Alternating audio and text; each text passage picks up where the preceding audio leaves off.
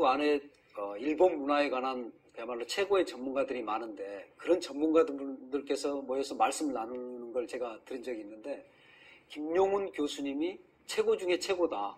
이런 말씀을 하는 걸 들었거든요. 그래서 참 열심히 이제 교수님의 책도 읽고 했는데요. 일본에서 태어나셨죠? 좀 그렇습니다. 이렇게 일본과의 인연을 조금 더 설명해 주시면 좋을 것 일본서 같습니다. 태어나고 예. 일본서 쭉 학교 다니다가 대학까지 다녔죠. 아, 예. 졸업을 못했습니다만 그러다가 예. 해방 후에 예. 왔어요. 해방 6.25 사변 직전에. 예. 그러니까 이제 귀국하셨군요. 예. 예. 아, 그래서 이제 쭉 계셨지만 워낙 이제 그 당시에 일본을 잘 알고 계셨기 때문에 한일 고대사를 연구하는데도 큰 도움이 되셨을 것 같습니다. 그렇습니다. 제가 처음에 흥미로 가졌던 것은 한국말하고 일본말이에요. 예. 그래서 결국 알아낸 것은 일본말은 백제말에서 백제어입니다. 아, 예. 근데 한국은 신라어로부터 선장해 왔는데 근데 원래 백제어고 신라어고는 방언 차이밖에 없었어요. 그렇겠죠. 예, 방언 차이 정도인데 분명히 백한 전투 이후에 서로 왕래가 없어지면서 일본은 권력자가 백제 사람들이니까 백제어로 발달되고 한국은 신라가 통일을 함으로써 신라어가 중심이 됐죠. 예. 지금은 통하지 않았지만 옛날에는 똑같은 그런 느낌이네요. 예, 그러니까 이제 백제가 멸망하고 백제의 부흥을 위한 백강 전투가 있고 거기서 이제 진 다음에는 이제 완전히 서로 다른 길을 그랬죠. 서로 독립되어 버린 것이죠. 그러면 우리 말 특히 백제 말을 찾아보려면 일본 말 속에 오히려 일본 말이 많이 남아 있습니다. 아, 그렇습니까? 예. 그래서 이제 교수님께서 쓰셨던 책이 천황은 백제어로 말한다. 예, 그렇습니다. 책 제목이 참 멋지고 가슴에 어떤 전율 같은 게 느껴지기도 했는데요. 그러면 이제 결국 오늘 지금 이제 저희가 좀 말씀을 나눠볼 것은 현재 천황은 결국은 백제 사람이다. 이렇게 그렇습니다. 얘기하네요. 그것은 일본 천황도 간접적으로 이 얘기를 했습니다. 2002년 월드컵을 공동 개최했을 때 내 몸에는 백제의 피가 흐르있다. 아, 예. 간접적이긴 하지만은 그런데 그것을 일본 사람들이 인정하려고 안 해요. 천황이 말았는데 왜 천황은 그런 말씀을 했습니까? 그래서 일본의 대부분의 언론 매체도 그것을 보이콧해버렸습니다. 보도 안 했습니까? 일본 사람에게는 신앙인데 신의 아들이 왜 백제 사람의 피가 흘릴 수가 있냐. 인정하고 싶지 않은 거죠. 인정하고 싶네요. 그래서 미시마 유키오라고는 유명한 노벨 문학상 후보인데 그것은 천황은 왜 그런 말을 하셨습니까? 그러고 울면서 배를 깔아서 죽었어요. 엉뚱해서. 그러니까 자기가 믿고 싶은 대로 믿고 싶은데 그걸 그 기반을 없애니까. 그러니까 나는 어떻게 살아란 말이야. 이제 신이 아니라고 했으니 이거 어떻게 할 거냐. 아주 일본 고유의 신화라든가 사고방식 우리하고 전혀 다르지만 그런 것이 있습니다. 그러면 왜 그렇게 천황에 대해서 그렇게 신적인 믿음 이런 걸 가질까요? 항상 보면서도 이해하기 어렵거든요. 그렇죠. 이게 백한 전투 이후에 일본이 정사를 만듭니다. 일본서기 고사기를 만드는데 그런데 그때 백제 사람들이 쫓겨가지고 콤플렉스가 있어요. 신라한테 졌다 놓고 그 신라가 미운. 그래서 우리나라는 일본이죠. 일본은 백제보다 나은 나라다. 오히려 신이 내린 나라다.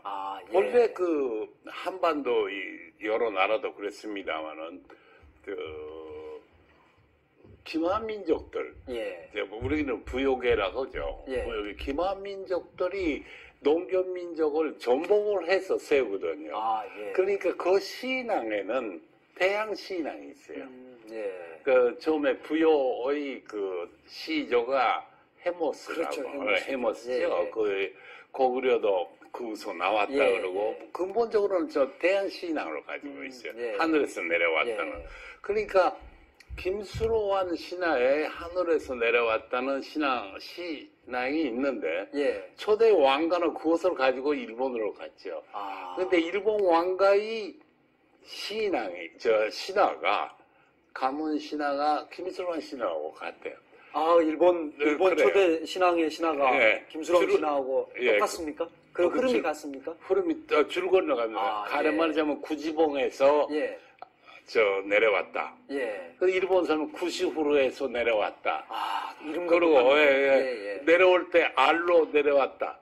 일본서는 이불로 감싸가지고 내려왔다. 똑같네요. 예, 똑같아요. 뭔가 그래서 쌓여 있는 것은. 예. 심지어 일제 시대에는 예. 김해김시우 족보를 몰수를 해가지고 예. 못 보게 했습니다. 아, 너무 똑같기 때문에 그게 밝혀지는 게 누가 두려워요. 아무리 자기들이 근데 그 신앙을 가진 가야계의 왕이 처음에 정권을 잡습니다. 그러니까 좀 말씀드리면은 예. 이 그림을 봐주십시오. 예.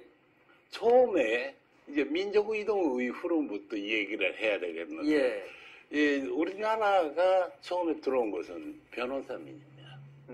변호사민이 들어오는데 그것은 남방계죠. 그렇죠. 아마도 예. 중국 산돈방도 근처에서 여기 넘어가가지고 많이 지성묘를 남기는데 그 후 북방계의 유목민이 들어옵니다. 그것이 우리는 부욕의 고구려의 민족인데 그것들이 전복 관절을 세요. 이것은 기만민족의 특성입니다. 아, 농경민족은 땅만 있으면 되거든.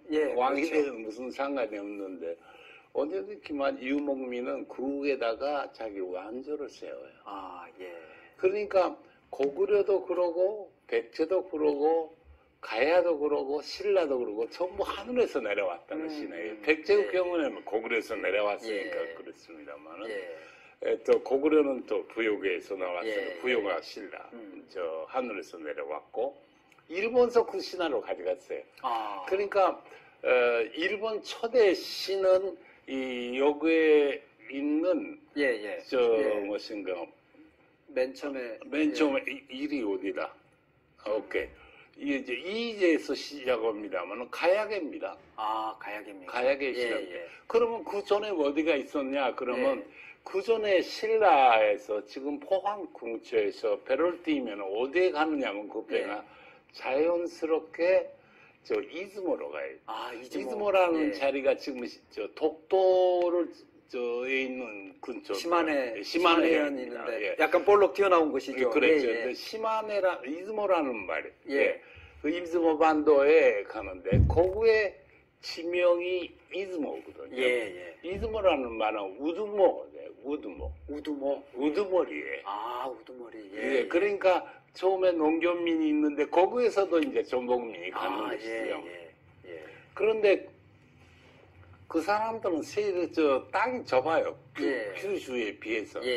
그러니까 금방 넓은데를 벗어서 산맥을 넘어서 지금의 나라 지방으로 들어가는 거예요. 근데 그러니까 일본 중심부 쪽으로 가는 거예요. 그러니까 거기 평양 아주 높고 그것이 아주 일본 중심부에 있으니까 정권 세우기에 좋은 데죠. 그러니까 더 동쪽으로 이제 간 거네요. 그런데 그 동로로는 못 가서 쉽게. 왜냐면 큰 산맥이 있으니까.